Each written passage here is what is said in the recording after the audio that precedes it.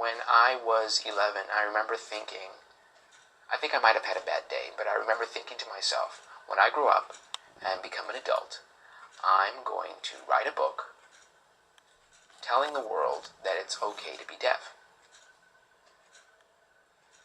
And that nothing will stop me from doing or being what I want to be.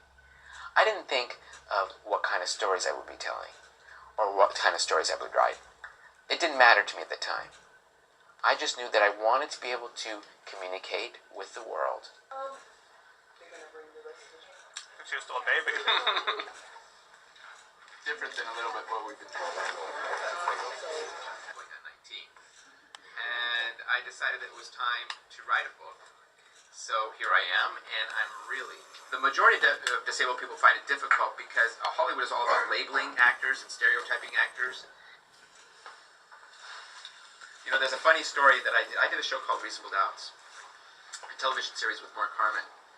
And the executive at the studio who was in charge of the television series came to visit the set and came and talked to the executive producer of the show, watched me at work for a little bit, and said, you know what, that Marlee Matlin is great. She's fantastic. Is she going to be deaf for the whole show? Then focused on, in the second book, that will come out in April on ZES. Actually, I was very, very lucky to have seen that production. And hopefully, boy from Guatemala, his broken arm was wrapped in gauze band. I once had a roommate who had a physical disability, and he worked in book publishing, and he was an avid reader, and because of his passion, I think, and because of some of his physical constraints and such, he was just reading. He read more books than anyone I could ever imagine. And held her shoulders back, and her hands at her sides, so that Jill stood with quiet authority. What are you doing? Oh, the plane is going to crash. I think she's extraordinary. I'm horribly jealous of her. She has too many talents, and she's beautiful, and she's nice, and she's smart.